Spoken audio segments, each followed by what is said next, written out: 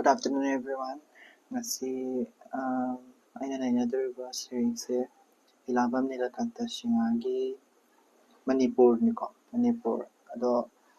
koigi saireng ani shubani labang nabaga ko ado Manipur kaltang ngasi di tarage Manipur su yam kusha yam hange ado duga nainabada su khara luba ko aidi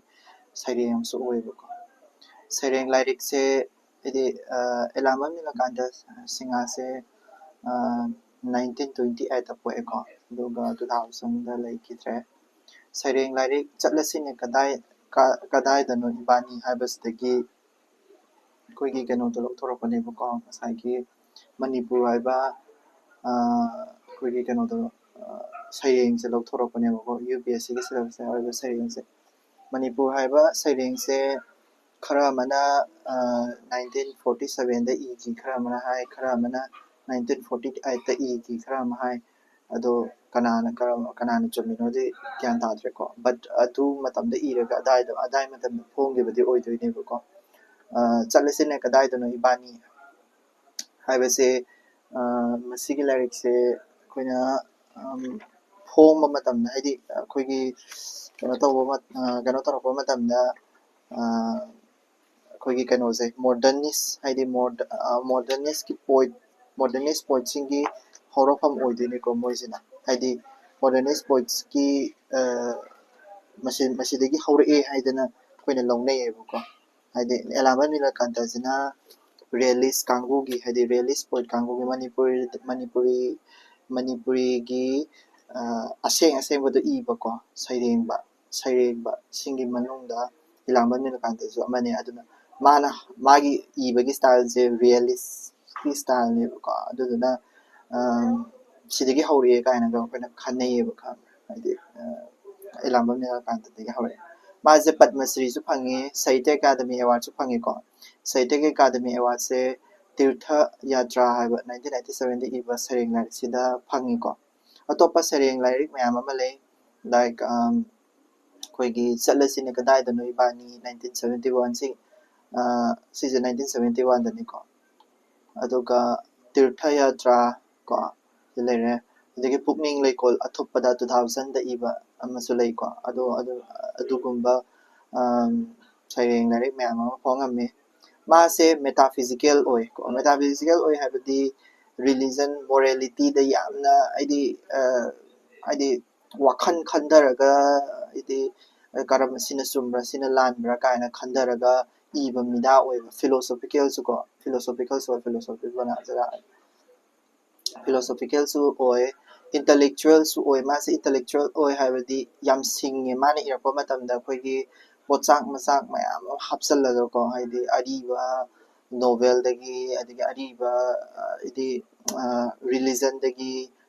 gi view dagi koigi ko adagi mana yam hapase folk dagi ga su hapsalli ko magi saireng sida ko folk dagi ga hapsandana ariba lyric sing sidagi kare hapsandana yam tawi ko haidi kano ariba kano mayam ama hapsallaga yam hai singna iyeba ko adagi desh premi ni habadi desh pu yamna nuksijaba Manipur ima leibak pu yamna nuksijaba adu India leibak sisu ma adum nukshi maram marakta ima leibak karam haidi anima adum nukshiba mas haidi nilakantana Manipur culture se India gi culture amane na adum khalammi ba khamna manungda aduduna mase desh premi oi haidi malem kano su nukshiba pandit chu oi mase ko adagi samaj semtok sadok na matamdasu asoba thaulang yam yarammi yamna aidi mating leiba kanoni realist poet ni ko realist poet ni sise ai horen pai kanon nei narapa matamda realist poet se ai fasana explain tawjara ado idi saireng si realist poet hai se kari gido habado ai hojik hapeta su haijagre dan ko realist poet te ayama matamda kari haini haidi akogi reality se akogi aseng baza hai bai ta hi tawra tawi tawda tawde ko ado aseng baduda aidi aseng badu kari problem do kari no problem do kamai solve tawbani kari no thengdari se ka mimang na puthok ngang bado adugumba writer ama oidoi ne ko sida yarani ko haidi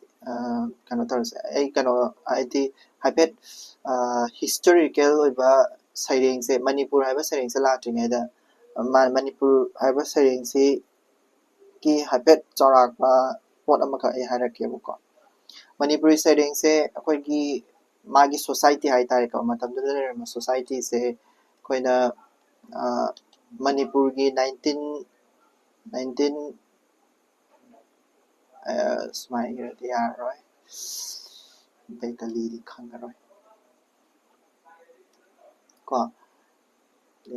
1988 ꯀꯣ sorry 1988 ꯌꯥꯗ꯭ꯔꯦ 48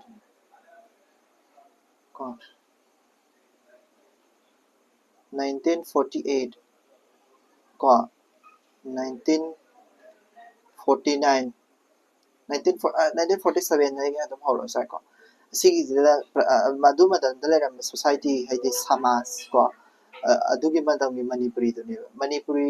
ꯑꯗꯨ ꯃꯇꯝꯗ ꯂꯩꯔꯝꯕ ꯃꯅꯤꯄꯨꯔꯗꯨꯕꯨ ꯃꯗꯨꯗꯩꯗ ꯍꯧꯔꯛꯈꯤꯕ ꯍꯥꯏꯗꯤ ꯑꯏꯕ ꯍꯥꯏꯗꯤ ꯀꯕꯤ ꯑꯃꯅꯦꯕ ꯃꯥꯁꯦ ꯑꯗꯨ ꯃꯇꯝꯗꯨꯗꯗꯤ ꯑꯩꯈꯣꯏꯒꯤ ꯀꯩꯗꯧꯒꯦ ꯍꯥꯏꯔꯀꯥꯟꯗ ꯃꯇꯝꯗꯨꯗ ꯂꯩꯔꯝꯃꯤꯕꯁꯦ ꯅꯤꯡꯇꯝꯕ ꯍꯦꯛꯇ ꯍꯥꯏꯗꯤ ꯅꯤꯡꯇꯝꯕ ꯍꯧꯒꯠꯂꯛꯄꯗ ꯉꯥꯏꯔꯤꯉꯩꯒꯤ ꯑꯩꯈꯣꯏꯒꯤ ꯑꯅꯧꯕ ꯆꯦꯟꯖ ꯃꯌꯥꯝ ꯑꯃ ꯂꯥꯛꯄꯗꯣ ꯑꯗꯒꯤ ꯍꯥꯏꯗꯤ 1949ꯗ ꯑꯩꯈꯣꯏꯁꯦ ꯃꯅꯤꯄꯨꯔ ꯀꯩꯅꯣꯅ ꯃꯅꯤꯄꯨꯔ ꯑꯣꯛꯇꯣꯕꯔ 21sta ꯑꯩꯈꯣꯏꯁꯦ ꯇꯤꯟꯈꯤꯗꯅꯀꯣ ꯍꯥꯏꯗꯤ ꯀꯩꯅꯣꯗ ꯏꯟꯗꯤꯌꯥꯗ ꯇꯤꯟꯈꯤꯗꯅꯀꯣ ꯃꯥꯔꯖꯔ ꯑꯦꯒ꯭ꯔꯤꯃꯦꯟ ꯇꯧꯔꯒ ꯑꯗꯨꯗꯨꯅꯁꯨ ꯑꯩꯈꯣꯏꯗ ꯀꯩ ꯍꯥꯏꯅꯤ ꯅꯨꯡꯉꯥꯏꯇꯕ ꯑꯃꯁꯨ ꯍꯥꯏꯗꯤ ꯇꯤꯟꯈꯤꯕꯗꯨꯒꯤ ꯅꯨꯡꯉꯥꯏꯇꯕ ꯑꯃꯁꯨ ꯐꯥꯎꯔꯦ ꯄ꯭ꯂꯁ ꯇꯤꯟꯕꯗꯨꯅ ꯃꯔꯝ ꯑꯣꯏꯔꯀꯥꯟꯗ ꯐꯠꯇꯕ ꯑꯣꯛꯇꯣꯕꯔ 15ꯗ ꯁꯣꯔꯤ ꯀꯣ ꯑꯣꯛꯇꯣꯕꯔ 15ꯗ ꯇꯤꯟꯈꯤꯕꯗꯅꯁꯨ ꯃꯅꯤꯄꯨꯔꯒꯤ ꯁꯃꯥꯖꯁꯤꯗ ꯍꯥꯏꯗꯤ ꯑꯍꯣꯟꯕ ꯃꯌꯥꯝ ꯑꯃ ꯂꯥꯛꯑꯦ ꯑꯗꯨꯗꯨꯅ ꯃꯔꯝ ꯑꯣꯏꯔꯀꯥꯟꯗ ꯉꯁꯥꯏꯒꯤ ꯁꯣꯁꯥꯏꯇꯤꯗ ꯆꯦꯟꯖ ꯌꯥꯝ ꯂꯥꯛꯄꯗꯣ ꯃꯗꯨꯗꯣ ꯃꯅꯤꯄꯨꯔ ꯍꯥꯏꯕꯁꯤꯒꯤ ꯁꯩꯔꯦꯡꯁꯤꯗ ꯍꯥꯏꯗꯤ ꯁꯩꯊꯥꯗꯣꯏꯅꯦꯕꯀꯣ ꯍꯥꯏꯗꯤ ꯃꯅꯤꯄꯨꯔ ꯍꯥꯏꯕ ꯁꯩꯔꯦꯡꯁꯤꯒꯤ ꯍꯥꯏꯗꯤ ꯃꯥꯅ ꯃꯇꯝꯗꯨꯗ ꯊꯦꯡꯅꯈꯤꯕꯗꯣ ꯑꯗꯨꯗꯨ ꯁꯩꯊꯥꯔꯛꯇꯣꯏꯅꯦꯕ ꯌꯦꯡꯉꯁꯤꯀꯣ ꯁꯩꯔꯦꯡꯗꯣ ꯍꯥꯟꯅ ꯌꯦꯡꯉꯁꯤ ꯑꯗꯨꯗꯨꯒ ꯁꯩꯔꯦꯡꯗꯨꯒꯤ ꯃꯥꯒꯤ ꯁꯝꯃꯔꯤꯒꯨꯝꯕ ꯍꯥꯏꯔꯒꯁꯨ ꯇꯣꯉꯥꯟꯅ ꯑꯩ ꯃꯅꯤꯡꯗ ꯁꯝꯃꯔꯤꯗꯣ ꯐꯖꯅ ꯑꯩ ꯍꯥꯏꯖꯔꯛꯑꯒꯦ ꯑꯗꯨꯒ ꯁꯩꯔꯦꯡꯁꯦ ꯍꯥꯟꯅ ꯄꯥꯔꯒ ꯌꯦꯡꯉꯁꯤ ꯃꯅꯤꯄꯨꯔ ꯍꯥꯏꯕ ꯁꯩꯔꯦꯡꯁꯦ ꯀꯃꯥꯏꯅ ꯇꯧꯕꯅꯣ ꯈꯣꯠꯄꯅꯣ ꯍꯥꯏꯗꯣꯀꯣ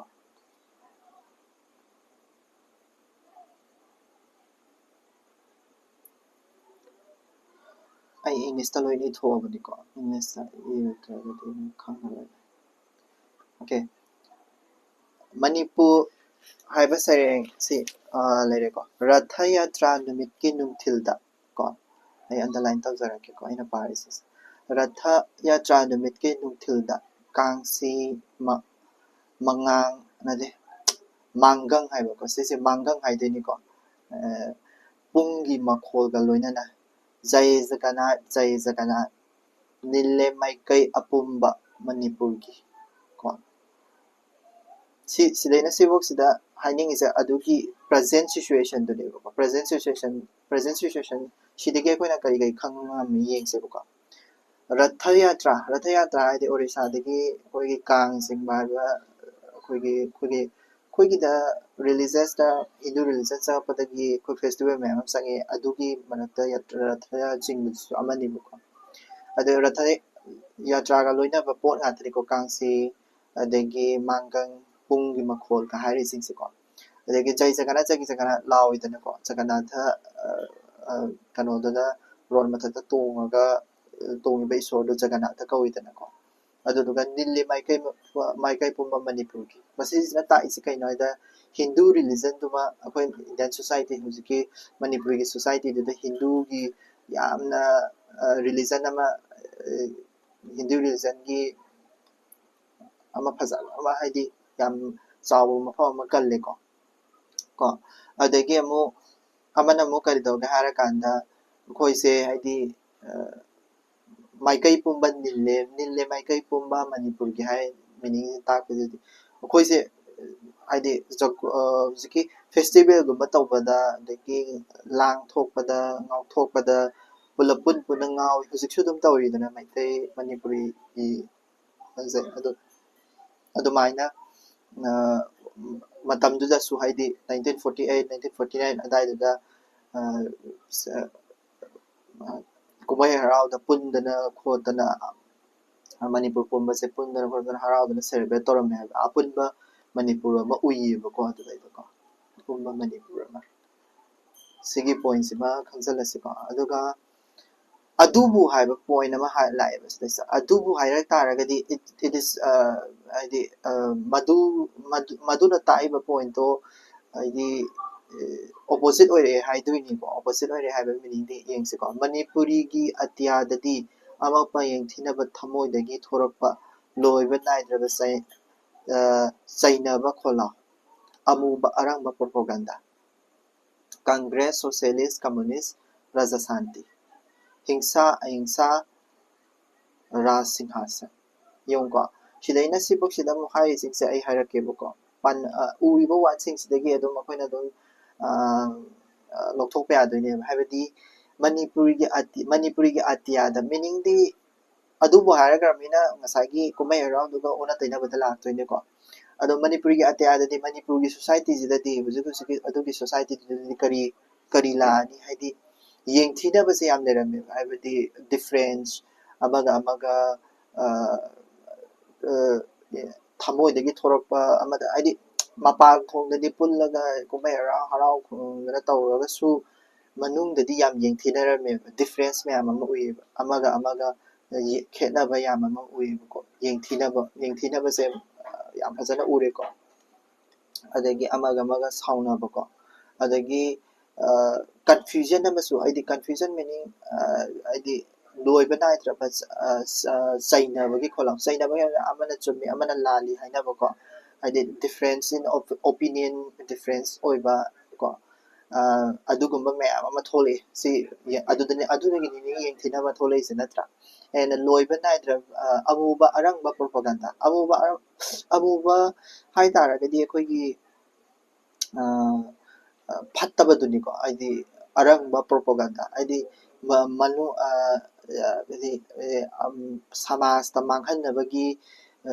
ꯁꯃꯥꯖꯄꯨ ꯍꯥꯏꯗꯤ ꯈꯠꯅ ꯆꯩꯅꯕ ꯍꯥꯏꯗꯤ ꯊꯣꯛꯍꯟꯅꯕꯒꯤ ꯄ꯭ꯔꯣꯄꯥꯒꯥꯟꯗꯥꯁꯦ ꯑꯃ ꯀꯣ ꯑꯔꯥꯟꯕ ꯄ꯭ꯔꯣꯄꯥꯒꯥꯟꯗꯥꯁꯦ ꯌꯥꯝꯅ ꯍꯥꯏꯗꯤ ꯁꯟꯗꯣꯛꯅ ꯄ꯭ꯔꯣꯄꯥꯒꯥꯟꯗꯥ ꯍꯥꯏꯕꯗꯤ ꯑꯩꯈꯣꯏꯒꯤ ꯑꯔꯥꯟꯕ ꯄ꯭ꯔꯣꯄꯥꯒꯥꯟꯗꯥ ꯀꯣ ꯑꯔꯥꯟꯕ ꯄ꯭ꯔꯣꯄꯥꯒꯥꯟꯗꯥ ꯍꯥꯏꯕꯗꯤ ꯃꯌꯦꯛꯀꯤꯗꯤ ꯑꯔꯥꯟꯕ ꯄꯣꯂꯤꯇꯤꯀꯦꯜ ꯑꯣꯏꯗꯣꯏꯅꯤꯀꯣ ꯄꯣꯂꯤꯇꯤꯀꯦꯜꯅꯦꯁꯦ ꯑꯃꯨꯛ ꯂꯥꯛꯈꯤꯒꯦꯕꯀꯣ ꯄꯣꯂꯤꯇꯤꯀꯦꯜ ꯄ꯭ꯔꯣꯄꯥꯒꯥꯟꯗꯥ ꯑꯣꯏꯗꯣꯏꯅꯦꯕ ꯁꯦ ꯀꯣ ꯑꯗꯨꯅ ꯑꯔꯥꯟꯕ ꯄꯣꯂꯤꯇꯤꯀꯦꯜ ꯄ꯭ꯔꯣꯄꯥꯒꯥꯟꯗꯥꯗꯤ ꯑꯣꯏꯗꯣꯏꯅꯦꯕ ꯑꯃꯨꯕ ꯑꯔꯪꯕ ꯄ꯭ꯔꯣꯄꯥꯒꯥꯟꯗꯥ ꯀꯅꯥꯒꯤ ꯃꯇꯝꯗꯨꯗ ꯂꯩꯔꯝꯕ ꯁꯤꯁꯦ ꯄꯣꯂꯤꯇꯤꯀꯦꯜ ꯄꯥꯔꯇꯤ ꯃꯌꯥꯝꯅꯤꯀꯣ ꯃꯅꯤꯄꯨꯔꯒꯤ ꯄꯣꯂꯤꯇꯤꯀꯦꯜ ꯄꯥꯔꯇꯤ ꯃꯌꯥꯝꯅꯤ ꯃꯇꯝꯗꯨꯗ ꯂꯩꯔꯝꯕꯀꯣ ꯄꯣꯂꯤꯇꯤꯀꯦꯜ ꯄꯥꯔꯇꯤ ꯀꯣ ꯀꯪꯒ꯭ꯔꯦꯁ ꯁꯣꯁꯤꯌꯦꯂꯤꯁ ꯀꯝꯃꯨꯅꯤꯁ ꯄ꯭ꯔꯖꯥ ꯁꯥꯟꯇꯤ ꯁꯤ ꯍꯥꯏꯔꯤꯁꯤꯡꯁꯦꯀꯣ ꯑꯗꯨ ꯁꯤꯒꯤ ꯁꯟꯗꯣꯛꯏꯕꯁꯤꯡꯁꯦ ꯑꯔꯥꯟꯕ ꯄꯣꯂꯤꯇꯤꯀꯦꯜ ꯄ꯭ꯔꯣꯄꯥꯒꯥꯟꯗꯥ ꯉꯥꯛꯇꯅꯦꯕ ꯃꯣꯏꯅ ꯁꯟꯗꯣꯛꯏꯕ ꯃꯣꯏꯅ ꯀꯪꯒ꯭ꯔꯦꯁꯀꯤ ꯑꯗꯒꯤ ꯁꯣꯁꯤꯌꯦꯂꯤꯁ ꯑꯣꯏꯅꯕꯒꯤ ꯀꯝꯃꯨꯅꯤꯁ ꯑꯣꯏꯅꯕꯒꯤ ꯄ꯭ꯔꯖꯥ ꯁꯥꯟꯇꯤ ꯑꯣꯏꯅꯕꯒꯤ ꯄ꯭ꯔꯣꯄꯥꯒꯥꯟꯗꯥ ꯍꯥꯏꯗꯤ ꯚꯣꯠ ꯊꯥꯗꯔꯝꯗꯥꯏꯗꯁꯨ ꯃꯦꯅꯤꯐꯦꯁꯇꯣꯒ ꯊꯥꯗꯣꯛꯇꯅꯒ ꯇꯧꯕ ꯃꯌꯥꯝꯁꯤꯡꯗꯣ ꯑꯗꯨꯁꯤꯡꯗꯣ ꯍꯥꯏꯗꯤ ꯐꯠꯇꯕ ꯄ꯭ꯔꯣꯄꯥꯒꯥꯟꯗꯥ ꯉꯥꯛꯇꯅꯦ ꯃꯅꯨꯡꯗꯗꯤ ꯍꯥꯏꯗꯤ ꯊꯃꯣꯏ ꯃꯅꯨꯡꯗꯗꯤ ꯃꯄꯥꯟꯗꯗꯤ ꯑꯐꯕ ꯁꯥꯔꯒꯁꯨ ꯊꯃꯣꯏ ꯃꯅꯨꯡꯗꯗꯤ ꯐꯠꯇꯕ ꯉꯥꯛꯇꯅꯦ ꯍꯥꯏꯕ ꯀꯔꯤ ꯐꯠꯇꯕꯅꯣ ꯍꯥꯏꯇꯥꯔꯒꯗꯤ ꯌꯦꯡꯁꯦꯕꯀꯣ ꯄ꯭ꯔꯣꯄꯥꯒꯥꯟꯗꯥ ꯁꯟꯗꯣꯛꯏꯗꯣ ꯀꯔꯤ ꯐꯠꯇꯕꯅꯣ ꯍꯤꯡꯁꯥ ꯚꯥꯏꯑꯣꯂꯦꯟꯁ ꯀꯣ ꯑꯗꯒꯤ ꯑꯍꯤꯡꯁꯥ ꯀꯣ ꯑꯗꯒꯤ ꯔꯥꯖ ꯁꯤꯡꯍꯥꯁꯟ ꯀꯣ ꯍꯥꯏꯗꯤ ꯚꯥꯏꯑꯣꯂꯦꯟꯁ ꯔꯥꯖ ꯁꯤꯡꯍꯥꯁꯟ ꯍꯥꯏꯗꯤ ꯑꯣꯇꯣꯀ꯭ꯔꯦꯁꯤ ꯍꯥꯏꯗꯤ ꯄꯥꯋꯔ ꯍꯥꯏꯇꯥꯔꯦꯀꯣ ꯔꯥꯖ ꯁꯤꯡꯍꯥꯁꯟ ꯄꯥꯋꯔ ꯃꯨꯟꯅꯕꯒꯤꯀꯣ ꯃꯣꯏ ꯃꯔꯛꯇ ꯄꯥꯋꯔ ꯃꯨꯟꯅꯕꯁꯦ ꯑꯩꯈꯣꯏ ꯃꯩꯇꯩꯒꯤ ꯍꯦꯛ ꯈꯪꯉꯛꯄꯗꯒꯤ ꯑꯗꯨꯝ ꯄꯥꯋꯔꯁꯤꯗꯤ ꯃꯨꯟꯅꯔ ꯂꯥꯛꯑꯦꯀꯣ ꯆꯍꯤ 3 ꯈꯨꯟꯊꯥꯞꯇꯒꯤ ꯍꯧꯔꯒ ꯄꯥꯋꯔꯁꯤ ꯑꯗꯨꯝ ꯃꯨꯟꯅꯔ ꯂꯥꯛꯑꯦ ꯑꯗꯨꯗꯒꯤ ꯍꯧꯔꯒ ꯍꯧꯖꯤꯛꯐꯥꯎ ꯑꯗꯨꯐꯥꯎ ꯃꯇꯝꯗꯐꯥꯎꯗ ꯄꯥꯋꯔꯁꯨ ꯃꯨꯟꯅꯔꯦ ꯃꯇꯝꯗꯨꯗꯗꯤ ꯄꯥꯋꯔꯁꯦ ꯀꯔꯝꯕ ꯄꯥꯋꯔꯅꯣ ꯍꯥꯏꯔꯀꯥꯟꯗ ꯑꯩꯈꯣꯏꯒꯤ ꯅꯤꯡꯊꯧ ꯑꯣꯏꯅ ꯄꯥꯜꯍꯟꯁꯤꯔꯥ ꯀꯣ ꯅꯤꯡꯊꯧ ꯑꯣꯏꯅ ꯄꯥꯜꯍꯟꯁꯤꯔꯥ ꯅꯠꯇ꯭ꯔꯒ ꯗꯦꯃꯣꯀ꯭ꯔꯦꯁꯤ ꯑꯣꯏꯅ ꯆꯠꯁꯤꯔꯥ ꯀꯟꯁꯇꯤꯇ꯭ꯌꯨꯁꯟ ꯁꯦꯝꯖꯔꯒ ꯀꯟꯁꯇꯤꯇ꯭ꯌꯨꯁꯟꯁꯨ ꯁꯦꯝꯃꯝꯃꯤꯅꯤꯀꯣ ꯑꯩꯈꯣꯏꯒꯤ ꯑꯗꯨ ꯆꯠꯁꯤꯔꯥ ꯅꯠꯇ꯭ꯔꯦ ꯍꯥꯏꯔꯒꯅ ꯏꯟꯗꯤꯌꯥꯗ ꯇꯤꯟꯂꯨꯕꯒꯤ ꯍꯥꯏꯗꯤ ꯈꯣꯏꯁꯥꯎꯅꯕꯒꯤ ꯑꯗꯨꯒꯨꯝꯕ ꯃꯌꯥꯝ ꯌꯦꯡꯊꯤꯅꯕ ꯑꯔꯥꯟꯕ ꯄꯣꯂꯤꯇꯤꯀꯦꯜ ꯄ꯭ꯔꯣꯄꯥꯒꯥꯟꯗꯥ ꯚꯥꯏꯑꯣꯂꯦꯟꯁ ꯄꯥꯋꯔ ꯍꯥꯏꯗꯤ ꯃꯌꯥꯝ ꯑꯃ ꯊꯣꯛꯂꯛꯄꯗꯣ ꯑꯗꯨꯗꯨꯅꯤꯀꯣ ꯃꯥ ꯍꯥꯏꯁꯦ ꯑꯃꯨꯕ ꯑꯔꯪꯕ ꯄ꯭ꯔꯣꯄꯥꯒꯥꯟꯗꯥ ꯍꯥꯏꯁꯦꯀꯣ ꯌꯥꯔꯅꯤꯀꯣ ꯁꯤꯗ ꯑꯗꯨꯒꯤ ꯄ꯭ꯔꯣꯄꯣꯒꯥꯟꯗꯥ ꯃꯌꯥꯝꯗꯨꯅ ꯀꯩꯗꯧꯔꯦ ꯍꯥꯏꯅꯣ ꯀꯗꯣꯝꯗꯅꯣ ꯂꯝꯕꯦꯟꯁꯤꯕꯣ ꯀꯣ ꯑꯩ ꯀꯂꯔ ꯑꯇꯣꯞꯄ ꯑꯃ ꯁꯤꯖꯤꯟꯅꯔꯛꯀꯦ ꯀꯗꯣꯝꯗꯅꯣ ꯂꯝꯕꯦꯟꯁꯤꯕꯣ ꯆꯤꯟꯒ ꯈꯨꯠꯀ ꯃꯥꯟꯅꯗꯕ ꯂꯝꯊꯨꯡꯐꯝꯒ ꯂꯝꯕꯦꯜꯒ ꯁꯝꯅꯗꯕ ꯐꯤꯗꯝꯗꯒꯤ ꯃꯤꯁꯛꯅ ꯂꯨꯕ ꯀꯣ ꯐꯤꯗꯝꯗꯤ ꯍꯪꯂꯤ ꯅꯍꯥꯛꯇꯤ ꯏꯃꯥ ꯃꯩꯇꯩ ꯂꯩꯃ ꯀꯣ ꯁꯤꯗꯩꯁꯤꯗ ꯍꯥꯏꯅꯤꯡꯉꯤꯁꯦ ꯑꯩ ꯍꯥꯏꯔꯛꯀꯦꯀꯣ ꯀꯗꯣꯝꯗꯅꯣ ꯂꯝꯕꯦꯟꯁꯤꯕꯣ ꯆꯤꯟꯒ ꯈꯨꯠꯀ ꯃꯥꯟꯅꯗꯕ ꯂꯝꯊꯨꯡꯐꯝꯒ ꯂꯝꯕꯦꯜꯒ ꯁꯝꯅꯗꯕ ꯐꯤꯗꯝꯗꯒꯤ ꯃꯤꯁꯛꯅ ꯂꯨꯕ ꯁꯤꯁꯦ ꯀꯣꯠ ꯇꯧꯔꯒ ꯑꯗꯨꯝ ꯄꯩꯈꯥꯗ ꯍꯪꯕ ꯌꯥꯎꯔꯦꯀꯣ ꯊꯦꯡꯅꯈ꯭ꯔꯦ ꯀꯗꯣꯝꯗꯅꯣ ꯂꯝꯕꯦꯟꯁꯤꯕꯣ ꯍꯥꯏ ꯂꯝꯕꯦꯟꯁꯤ ꯈꯪꯗ꯭ꯔꯦꯕ ꯀꯣꯏꯁꯟ ꯃꯥꯔꯛ ꯑꯃ ꯍꯪꯉꯦ ꯆꯤꯟꯒ ꯈꯨꯠꯀ ꯃꯥꯟꯅꯗꯕ ꯆꯤꯟꯒ ꯈꯨꯠꯀ ꯃꯥꯟꯅꯗꯕꯅ ꯆꯤꯟꯗꯅ ꯑꯃ ꯍꯥꯏꯕ ꯇꯧꯊꯣꯔꯛꯄꯗꯨꯅ ꯑꯃ ꯇꯧꯕꯗꯨꯅꯤꯀꯣ ꯂꯝꯊꯨꯡꯐꯝꯒ ꯂꯝꯕꯦꯜꯒ ꯁꯝꯅꯗꯕ ꯍꯥꯏꯗꯤ ꯂꯝꯊꯨꯡꯐꯝ ꯌꯧꯅꯕ ꯇꯥꯔꯒꯦꯠꯇꯨꯅ ꯆꯠꯂꯤ ꯍꯥꯏꯅ ꯈꯜꯂꯁꯨ ꯄꯣꯂꯤꯇꯤꯀꯦꯜ ꯄꯥꯔꯇꯤꯗꯣ ꯂꯝꯊꯨꯡꯐꯝ ꯌꯧꯅꯕ ꯆꯠꯂꯦ ꯍꯥꯏꯔꯒꯁꯨ ꯑꯣꯔ ꯄꯣꯂꯤꯇꯤꯀꯦꯜ ꯄꯥꯔꯇꯤ ꯅꯠꯇ꯭ꯔꯒꯁꯨ ꯃꯅꯤꯄꯨꯔ ꯃꯇꯝꯗꯨꯒꯤ ꯃꯅꯤꯄꯨꯔꯒꯤ ꯑꯦꯝ ꯑꯦꯟ ꯑꯣꯕꯖꯦꯛꯇꯤꯞꯇꯨ ꯌꯧꯅꯕ ꯆꯠꯂꯦ ꯍꯥꯏꯔꯒꯁꯨ ꯀꯣ ꯀꯔꯤꯗꯧꯔꯦ ꯐꯤꯗꯝꯒ ꯐꯤꯗꯝꯗꯒꯤ ꯃꯤꯁꯛꯅ ꯍꯦꯟꯅ ꯂꯨꯕ ꯍꯥꯏꯁꯤꯅꯦꯕꯀꯣ ꯍꯥꯏꯗꯤ ꯃꯥꯅ ꯍꯥꯏꯗꯤ ꯃꯁꯥꯒꯤꯗ ꯍꯥꯟꯅ ꯈꯟꯖꯔꯛꯄ ꯍꯥꯏꯇꯥꯔꯦꯀꯣ ꯍꯥꯏꯗꯤ ꯃꯁꯥ ꯍꯥꯏꯗꯤ ꯁꯤꯗꯩꯁꯤꯗ ꯌꯥꯝ ꯃꯤꯅꯤꯡꯁꯦ ꯀꯩꯅꯣ ꯍꯥꯏꯔꯀꯥꯟꯗ ꯃꯤꯁꯛ ꯃꯁꯥꯗꯒꯤ ꯃꯁꯥ ꯁꯦꯟ ꯄꯥꯏꯍꯧꯔ ꯂꯣꯏꯔꯦ ꯑꯗꯒꯤ ꯁꯤ ꯂꯧꯁꯤꯜꯍꯧꯔ ꯂꯣꯏꯔꯦ ꯀꯣ ꯍꯥꯏꯗꯤ ꯑꯩꯈꯣꯏꯒꯤ ꯃꯅꯤꯄꯨꯔꯁꯦ ꯀꯥꯏꯔꯁꯨ ꯌꯥꯏ ꯀꯥꯏꯗ꯭ꯔꯁꯨ ꯌꯥꯏ ꯀꯣ ꯃꯁꯥꯒꯤ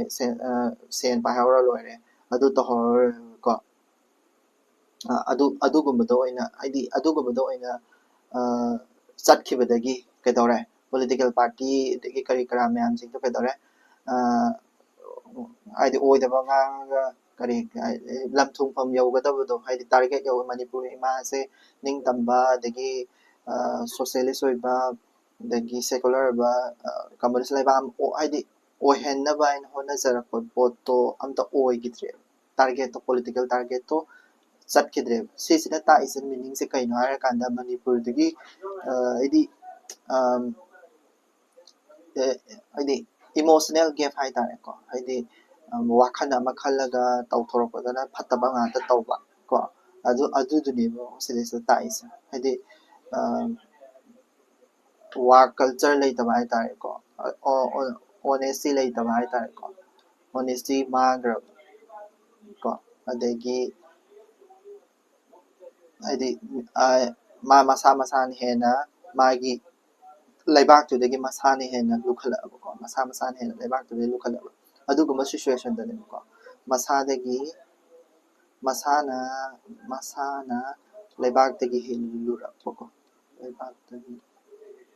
ꯂꯨꯔꯛꯄ ꯀꯣ ꯑꯗꯨꯗꯨꯅꯤꯀꯣ ꯁꯤꯒꯤ ꯍꯥꯏꯔꯤꯕ ꯁꯤꯆꯨꯋꯦꯁꯟ ꯃꯌꯥꯝꯁꯤꯡꯁꯦ ꯑꯦꯛꯖꯥꯝꯄꯜ ꯑꯣꯏꯅ ꯍꯧꯖꯤꯛ ꯄꯤꯔꯛꯑꯅꯤ ꯍꯥꯏꯗꯤ ꯀꯃꯥꯏꯅ ꯄꯤꯔꯛꯑꯅꯤ ꯌꯦꯡꯁꯤꯀꯣ ꯀꯃꯥꯏꯅ ꯄꯤꯔꯛꯀꯦꯗꯣ ꯌꯦꯡꯁꯤꯀꯣ ꯍꯥꯏꯗꯤ ꯃꯖꯥꯏꯕꯦꯝꯃ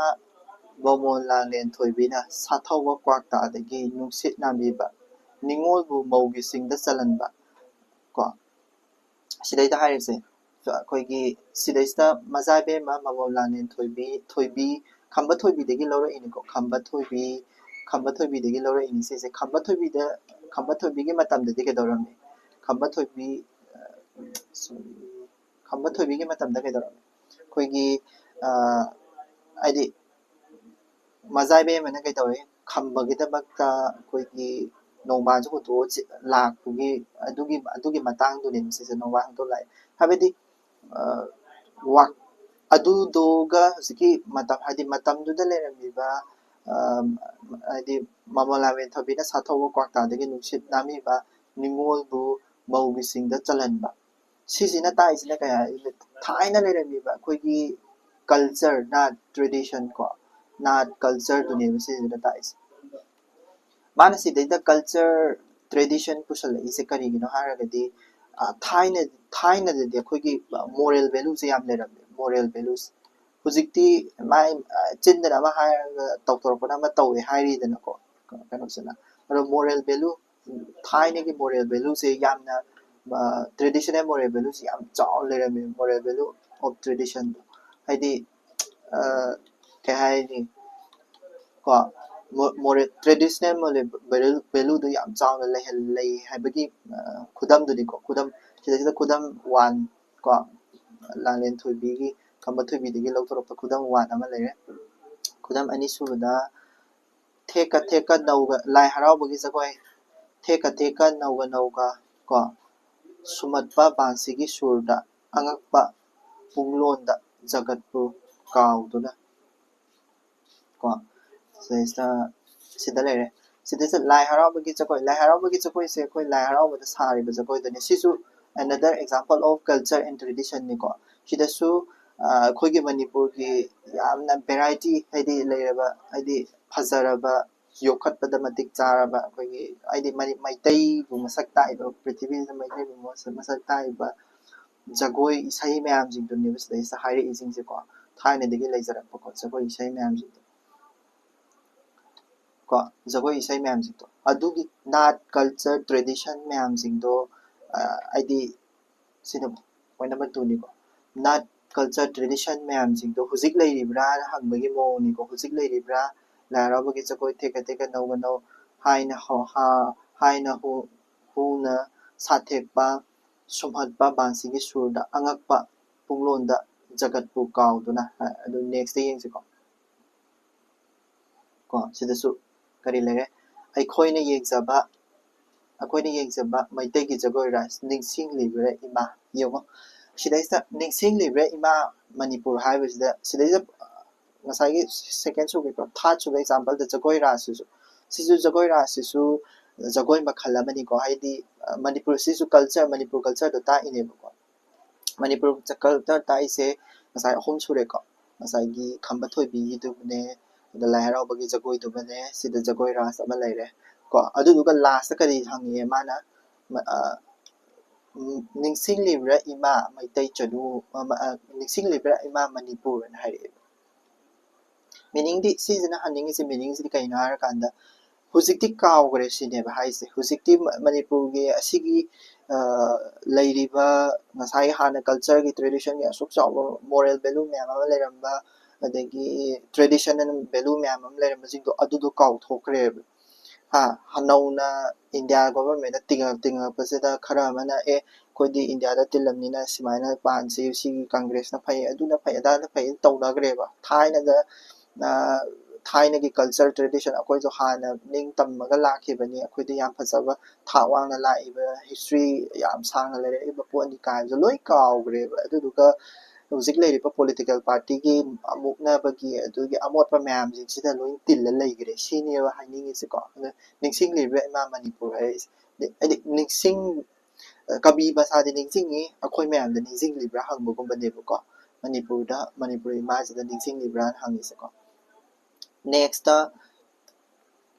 ꯅꯆꯥꯁꯤꯡꯗꯤ ꯌꯦꯡꯂꯤ ꯑꯗꯨꯕꯨ ꯀꯥꯎꯔꯦ ꯀꯣ ꯅꯆꯥꯁꯤꯡꯗꯤ ꯌꯦꯡꯂꯤ ꯑꯗꯨꯕꯨ ꯀꯥꯎꯔꯦ ꯅꯆꯥꯁꯤꯡꯗꯤ ꯍꯥꯏꯇꯥꯔꯗꯤ ꯃꯅꯤꯄꯨꯔ ꯃꯆꯥꯁꯤꯡꯗꯨꯅꯤꯀꯣ ꯍꯧꯖꯤꯛꯇꯤ ꯔꯨꯗ꯭ꯔꯒꯤ ꯇꯥꯟꯗꯞ ꯖꯒꯣꯏ ꯄ꯭ꯔꯤꯊꯤꯕꯤ ꯊꯛ ꯈꯥ ꯑꯣꯜꯍꯟꯕ ꯅꯇꯔꯥ ꯁꯤꯕꯒꯤ ꯄ꯭ꯔꯂꯩ ꯏꯪꯒꯤꯠ ꯂꯩꯄꯥꯛ ꯂꯩꯅ ꯆꯦꯛꯈꯥꯏꯗꯧꯔꯦ ꯁꯤꯗꯩꯁꯤꯗ ꯍꯥꯏꯅꯤꯡꯉꯤꯁꯤ ꯀꯩꯅꯣ ꯁꯤꯗꯩꯁꯤꯗ ꯎꯔꯤꯁꯤꯅ ꯀꯩꯅꯣ ꯑꯩꯈꯣꯏꯒꯤ ꯔꯨꯗ꯭ꯔꯒꯤ ꯍꯥꯏꯇꯥꯔꯒꯗꯤ ꯑꯩꯈꯣꯏꯒꯤ ꯃꯍꯥꯗꯦꯕꯒꯤ ꯗꯥꯟꯁꯇꯨꯅꯦꯕꯀꯣ ꯃꯍꯥꯗꯦꯕꯒꯤ ꯗꯥꯟꯁꯁꯦ ꯑꯩꯈꯣꯏꯅ ꯃꯥꯁꯦ ꯀꯩꯂꯥꯁꯇ ꯀꯥꯔꯒ ꯗꯥꯟꯁ ꯇꯧꯋꯦ ꯍꯥꯏꯀꯣ ꯄ꯭ꯔꯤꯊꯤꯕꯤ ꯊꯛ ꯈꯥ ꯑꯣꯜꯍꯟꯕ ꯅꯇꯔꯥꯁ ꯍꯥꯏꯕꯗꯤ ꯃꯇꯔꯥꯁ ꯍꯥꯏꯁꯦ ꯇ꯭ꯔꯥꯟꯁꯐꯣꯔꯝ ꯇꯧꯔꯤꯀꯣ ꯄ꯭ꯔꯤꯊꯤꯕꯤꯁꯦ ꯍꯥꯏꯗꯤ ꯐꯠꯇꯕ ꯃꯤ ꯃꯥꯡꯍꯟꯅꯕꯒꯤꯗꯃꯛꯇ ꯃꯍꯥꯗꯦꯕꯅ ꯖꯒꯣꯏ ꯁꯥꯕꯗꯨꯅꯤꯀꯣ ꯃꯍꯥꯗꯦꯕꯒꯤ ꯗꯥꯟꯁ ꯍꯥꯏꯇꯥꯔꯦꯀꯣ ꯑꯗꯣ ꯄ꯭ꯔꯤꯊꯤꯕꯤꯁꯦ ꯊꯛ ꯈꯥ ꯑꯣꯜꯍꯟꯅꯕꯒꯤ ꯖꯒꯣꯏ ꯁꯥꯕꯗꯣ ꯀꯣ ꯄ꯭ꯔꯂꯩ ꯏꯪꯒꯤꯠ ꯂꯩꯄꯥꯛ ꯂꯩꯅ ꯆꯦꯛꯈꯥꯏꯗꯧꯔꯦ ꯍꯥꯏꯁꯦ ꯍꯥꯏꯗꯤ ꯂꯩꯄꯥꯛꯁꯦ ꯆꯦꯛꯈꯥꯏꯒꯩ ꯁꯥꯗꯣꯏꯅꯦꯕꯀꯣ ꯑꯗꯒꯤ ꯁꯤꯁꯤꯗ ꯇꯥꯛꯅꯤꯡꯉꯤꯁꯤꯅ ꯀꯔꯤꯅꯣ ꯍꯥꯏꯇꯥꯔꯒꯗꯤ ꯃꯥꯂꯦꯝ ꯄ꯭ꯔꯤꯊꯤꯕꯤꯁꯦ ꯍꯥꯏꯗꯤ ꯀꯩꯅꯣꯅ ꯃꯍꯥꯗꯦꯕꯅ ꯁꯥꯔꯤꯗꯨꯅ ꯀꯩꯅꯣ ꯐꯠꯇꯕꯁꯦ ꯃꯥꯡꯍꯟꯅꯕ ꯀꯣ ꯑꯗꯨꯃꯥꯏꯅ ꯐꯠꯇꯕꯁꯦ ꯑꯩꯈꯣꯏ ꯃꯅꯤꯄꯨꯔꯁꯤꯗ ꯂꯩꯔꯤꯕ ꯐꯠꯇꯕꯁꯤꯡꯁꯦ ꯍꯥꯏꯗꯤ ꯀꯝꯄꯦꯔꯤꯖꯟꯗꯣꯀꯣ ꯃꯥꯡꯍꯟ ꯇꯥꯔꯒꯗꯤ ꯍꯥꯏꯗꯤ ꯃꯅꯤꯄꯨꯔꯤ ꯃꯥꯁꯦ ꯑꯩꯗꯤ ꯃꯅꯤꯄꯨꯔꯁꯦ ꯀꯥꯏꯕꯒꯤ ꯄꯔꯂꯩꯒꯤ ꯏꯪꯒꯤꯠ ꯂꯩꯄꯥꯛ ꯂꯩꯅꯁꯦ ꯈꯥꯏꯗꯧꯔꯦ ꯍꯥꯏꯁꯦꯀꯣ ꯑꯁꯤꯁꯤꯅ ꯃꯔꯝ ꯑꯣꯏꯔꯀꯥꯟꯗ ꯐꯠꯇꯕ ꯃꯌꯥꯝꯁꯤꯡꯗꯨꯅ ꯃꯔꯝ ꯑꯣꯏꯔꯀꯥꯟꯗ ꯀꯥꯏꯗꯧꯔꯦ ꯁꯤꯅꯦꯕ ꯃꯥꯡꯍꯟꯕꯁꯦ ꯐꯅꯕ ꯍꯣꯠꯅꯕ ꯃꯇꯝꯗ ꯀꯥꯏꯗꯧꯔꯦ ꯁꯤꯅꯦꯕ ꯀꯣ ꯍꯥꯏꯗꯤ ꯃꯍꯥꯗꯦꯕꯒꯤ ꯗꯥꯟꯁꯇꯨꯒ ꯉꯁꯥꯏꯒꯤ ꯃꯅꯤꯄꯨꯔꯗ ꯂꯩꯔꯤꯕ ꯑꯃꯥꯡꯕ ꯃꯌꯥꯝ ꯍꯧꯖꯤꯛ ꯊꯣꯛꯂꯛꯏꯕ ꯑꯃꯥꯡꯕ ꯃꯌꯥꯝꯁꯦ ꯀꯟꯅꯕ ꯍꯣꯠꯅꯕꯗꯨꯒ ꯆꯥꯡꯗꯝꯅꯔꯤꯅꯦꯕ ꯀꯟꯅꯕ ꯍꯣꯠꯅꯕ ꯃꯇꯝꯗ ꯁꯣꯝ ꯅꯥꯀꯟꯗꯗꯤ ꯀꯥꯏꯗꯧꯔꯦ ꯀꯟꯅꯕ ꯍꯣꯠꯅꯕꯗ amana ama hai amana tanade id ko aduduna sisna second phase of the id kano oiraktoine ko siren si second phase oiraktoine ko haidi solution thirakpagi matangi oidone solution thirakpagi matangi ne adu lanjadrabi punsi supagi ko next se point se hama solution thirakpagi se point ama yeng se ko lanjadrabi punsi chupa wajarabi sati sita achumbadagi sangkhigadore sangkhrabareni ima mahatma gandhi kya yam phibam sokchalage haira kanda koigi matamduda gandhi je sigi ko nongena kapaga ko adudo gandhi assassination tawgiba matam adudaida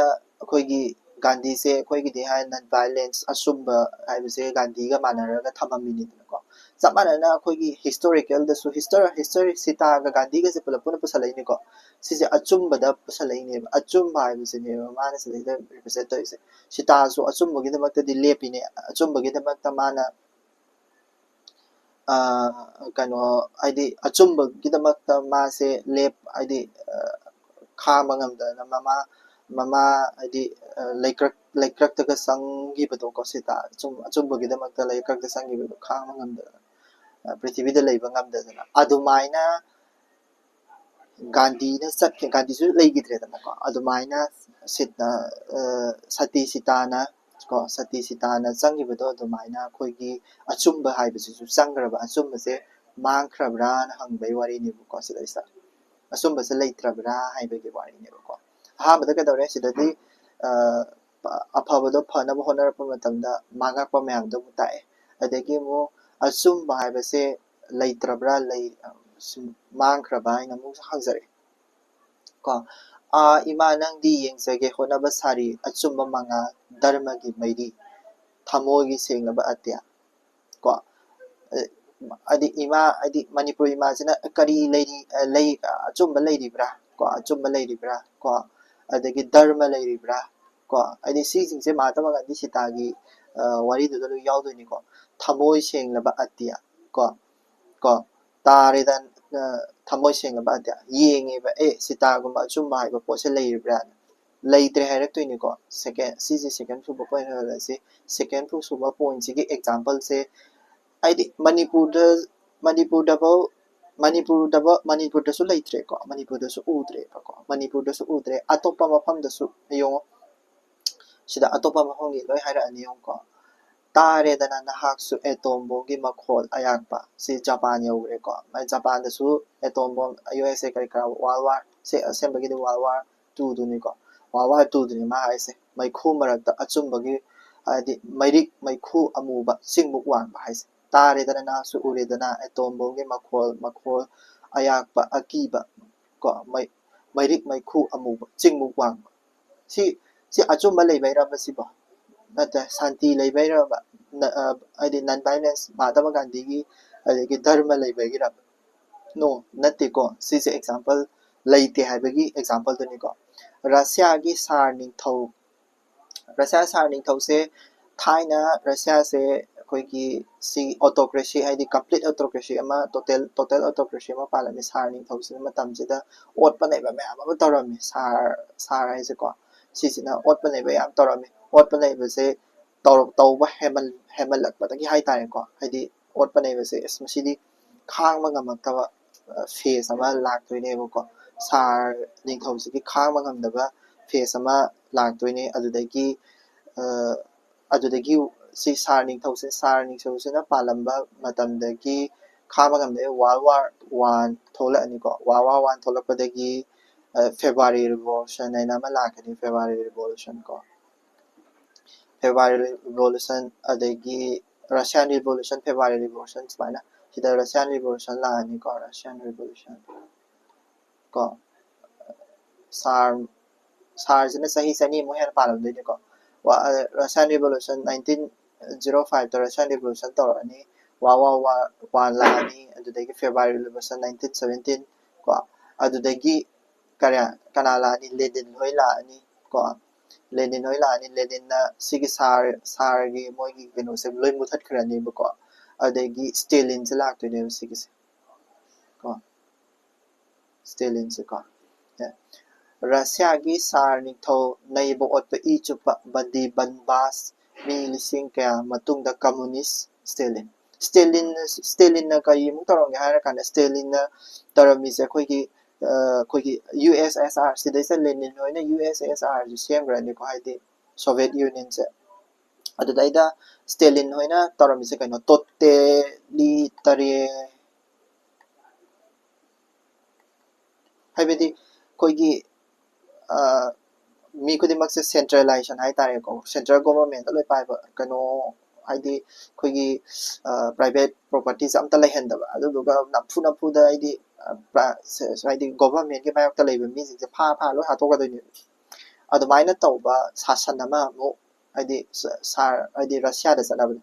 abana World War 1 le World War 2 le sorry World War 2 sina example number A le dagi Russian Revolution sina B le ko adagi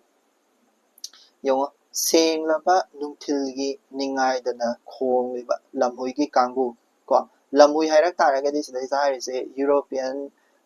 kanggu duni ko European khoigi colonist kanggu duni ko colonist hadi koi Europe tagi lakpa hadi koi mi atopagi country pam ba hai tare ko lamhui Asia amsung Africa gi atia da pai ba langja sangu ko langja hai ju samane lamhui langja samane ko moi se kaino European colonies ki represent torine moi se na kai dau de ba Asia da kari leidi moi na loba ya ba kari leidi pa colonies matam gi du su mana me se tore example number C hai ma'am sing se dharma leita bai adi kadona ngasai gi maitai imana Manipur dadi dharma leitre mapan dadi kari lei yang patam da shi se u bai wari ne second thing the third thing am so lei ko pai ba sai ne firal UNO da ha mas Gandhiji na nunga khibada awa ba phongdo I makhoina yo UNO hai se su kana na sai European country USA kari kara loina sa do ni United haidi sisina represent is all country do ne ko all country kudimak to represent tore UNA gi country kudimak se represent tore mo issue ka do ba Gandhiji gi shiba matamda ha ma sabadi akoi gi flag to khara singdara thambado adumaina awaba phongdo mi ma adumaina shiba matamda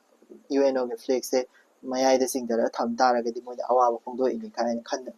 awaba phongdo ini ka khan doino adumaina singdara ba saraga su tauriba UNO da yariba mi singdadi ngasagi European Russia adagi USA asigumba mi singa tane du da di dharma leiba mi ni haibto hai gadra ne moi to lai prithvi da su dharma se leite hai ni ko examples na tai se ne ko adagi next ko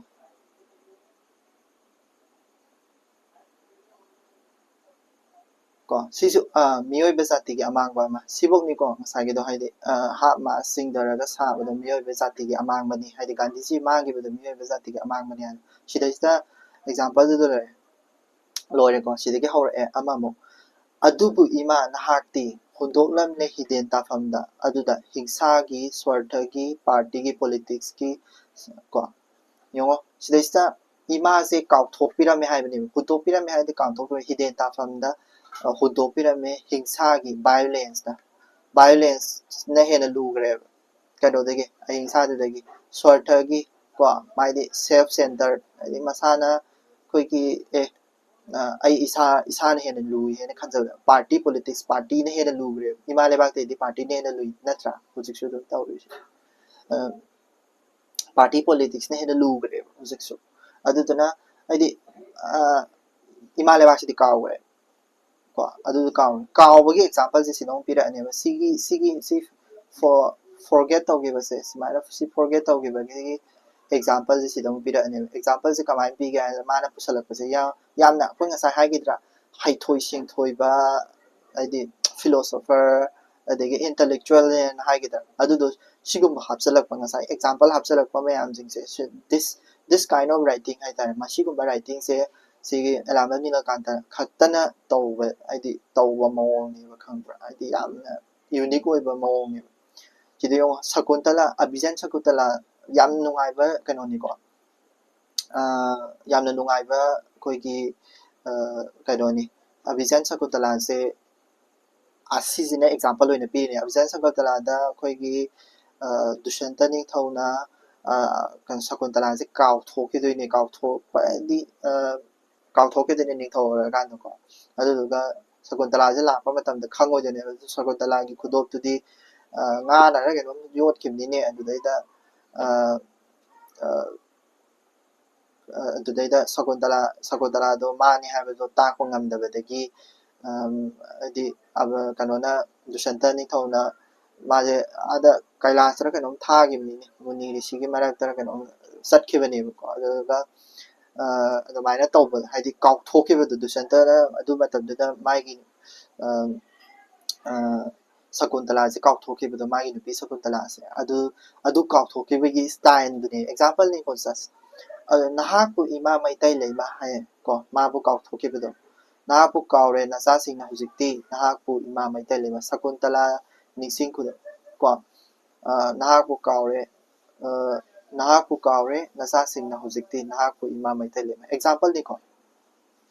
अदो थिरखिनी सिदैसि hope अमा hope ति खरादि अदुम पीरि hope हाइसे canoe last मासे पुरा pessimist ओइबदि नते मासे को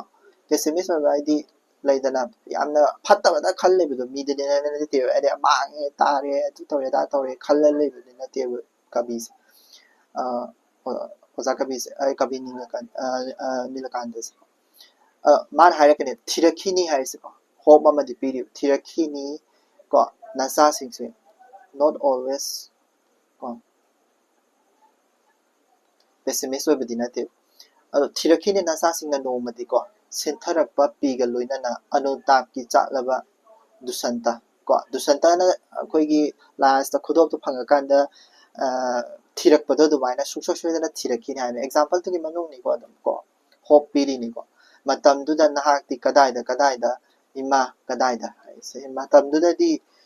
इमादो करी करम film लेदना पुमा मणिपुर इमा से लखटपा यादगे मांगबरा लाइक उसे त्रिपुरा तौरिसे स्माइना को त्रिपुरा द मीना हेना तासनगिबा हाइदि मीना लक्षनग्रेदना को लोइनमकि अदुदुना अदुमाइना तौरमगदरा हाइना सु पाखचब किजबदो को fear अमसो अमुक लेयब को हाइदि सक्सेस ओइरोद्रा हाइबगी fear अमदि अमुक सु मुलेयब दुनि को सिदा लोइरे मागी कनो हाइतारे कोइगी सा कनो कोइगी सिदा लोइरे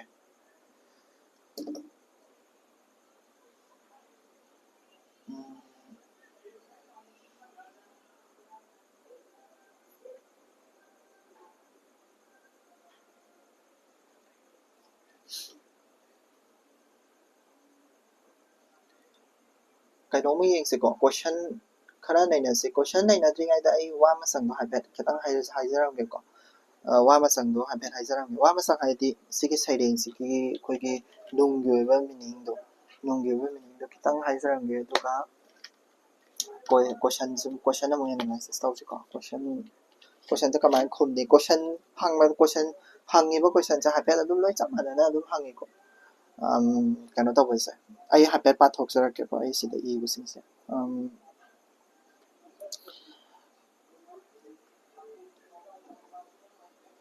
योंगको ख्रिस्टा कुम लिसिंग अमगा चमापन मरफु दरा निपा नंदि निफु मरी निफु निपान निफु मापन अदवाइगे मणिपुर जाति के समाज संस्कृति की राजनीति नचिंगबा माइगै पुनमक्ता लेखा तारपा नुंग अमसुंग पान अनिमक्ता चुंगसिनबा ngamdaba aidi punsinaba ngamdabatuko lamangnaraba asengba saktam adu kabina manipur haiba sarengsida mayek lani yi manipuri sing mapan thongda isorgi asengba baktagi maikhum uptuna rathana chingba kangna chingba mangang pung ye duna sak soli mapan thong de ko mapan thong de apun ba malan ba ko kumai harau tar pa de mi khudi ma loi harau kumai de thaban chong mai pulap ko adu matam de pura pun ba ma ni ba kumai harau de aduga leiba ki na hara ga di pulo oi adu du ni mara se ngalingai de dum ura ba sa ne ko ji to ri phi bam se sak soli masi mapan thong gi tokshin ba ma taw ni ko hadi ngasai gi mapan thong de kumai harau matam de pun ba man ba do adu tokshin ba ma taw ni sini ko aduga rajniti gi mai kai da yeng lu ba ta su sin ga khut ka mana da ba ko fidam ga misak ka ma fidam ga misak ne hena lu ba fidam da gi misak ne hena lu ba ko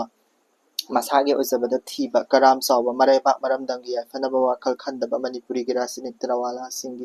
tongan tongan ba dal kya gi khaidok tuna phamunari ba kangkhong chai ro tabu kabiti kabisina saireng asida phongdokli yeng ko adum ain haise dum gyan adum tarangani phongdois amuksu saireng asida mapan gi akan ba ithilna pan nam khaiduna masak honglaba yansin naraba lai harau bana chingba jagoi isai chanabi achumba gi mangal mutkraba dharma gi mai mairi thoktraba hingsa gi swartha gi party gi politics hidden ta famna hundok tuna thamleba manipur gi pibam se thari ngasai gi culture tradition mayam do adu du hutu ga thammi ko kawgraba na hagi do kawgraba ka ina ga to hangi do hadi hutu ga thambai mong do ne ko party politics ne lui sigum bi de hen lu de hadi thaina gi traditional moral principle do loi kawto ki bai wari ni saireng sigi loisalakpada no madusantana asengba achumba khanglak sakuntala bu thirakpagom manipuri masa singna marepak masa tigi asengba masak thirakpa matamda manipuri amadi manipuri jatigi phibam de kari orangani haina singnaba laitapam khanghandri ko sini ko mara sigi saireng sida hainingi se ado koigi saireng gi londa puda se koigi yamna lyrical di oibani ko mase ko ari adage kai haini ayuk nungdang sijina ba wahi wata na dum adi iba matam ta so ayuk nungtin numidang sijina ba wahi wata na dum ibani ko aduga imagery gumba edi imagery sijina ba haise husiki do adi koigi sida example aina sai example me amam pi gidana ko hadi dusha si imagery makhala mani basisu imagery nga tare bisi ke example me amama hope ke example ka pi riba me am se ko imagery makhal ne basisu adagi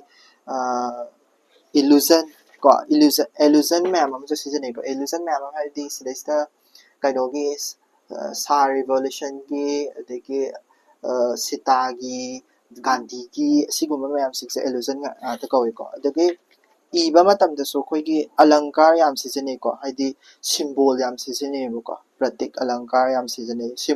symbolic umai bi ga sijane do sai lamphoi ga sijane do adu european gi kanu gi style do sijane sine ko mai khui do ni ko in hani se ko imagery sijane ba ko adagi myth kumba legend ko folk tale ko yam happy da folk tale da su happy myth kumba ade thaina aina leramba legend ki story gumba mayam ama hapsali da ko hindi gum se am haptro ne hindi sati ga se hindi ni da ko sanskrit gumba hindi gumba bengali gumba se am happy duga iriba sigi iriba sanda ai tare ko sanda se sigi saireng se gi sanda ai tare saireng se magi saireng se gi sanda se koi gi mukta sanda ne ko mukta aima mukta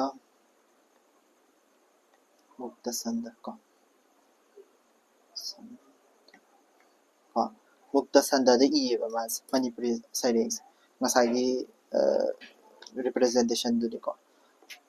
i bagi style du ko adu she's ba yare question dai na se nang ko insang gitara nilakanta gi manipuri ko ba saireng da 2015 da hang bani ko 15 ba pi da nilakanta gi manipuri ko ba saireng na anoba manipuri sahitya gi modernism gi khonghou ni haibagi maram naina du ne i sida hangiba pot se kaino modernism gi khonghou sa na khangda ba yaro ko sapmana na si se sapmana na koi gi kano da su ai sida su ama yeng se ko ꯁꯤ 2021ꯗ ꯍꯪꯉꯤꯁꯦ 2021ꯗ ꯍꯪꯉꯤꯕ ꯀꯣꯏꯁꯟꯁꯤꯁꯨ ꯌꯦꯡꯁꯤꯀꯣ